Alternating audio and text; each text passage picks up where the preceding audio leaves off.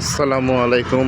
Hello guys, আসলে আমরা এমন একটা বাগানে আসছি যে বাগানটা আসলে আপনারা আম জাম কাঁঠাল লিচু ইত্যাদি বাগান দেখছেন, কিন্তু বাঁশের বাগান এরকম বা এত বাগান এত বাঁশ মনে হয় বাংলাদেশের কোথাও দেখছেন কিনা আমার জানা নাই।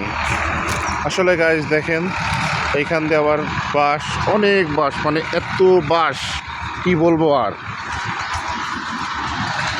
তার পাশে এই যে একটা পুকুর কাটা হচ্ছে, নতুন পুকুর, বাঁশের ধারটা নষ্ট করে একটা পুকুর হচ্ছে, এখানে মাছ চাষ হবে, অনেক মাছ। হ্যাঁ, আর এই যে বাঁশ দেখেন, যেদিকে যাব যত দূরে যাব শুধু বাঁশ আর বাঁশ আর বাঁশ, মানে বাঁশ ছাড়া অন্য কিছুই আর চোখে পড়বে না ইনশাল্লাহ।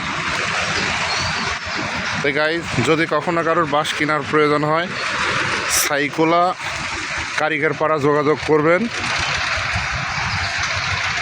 তাহলে হয়তো বা আপনারা অনেক বাঁশের সন্ধান পেতে পারেন।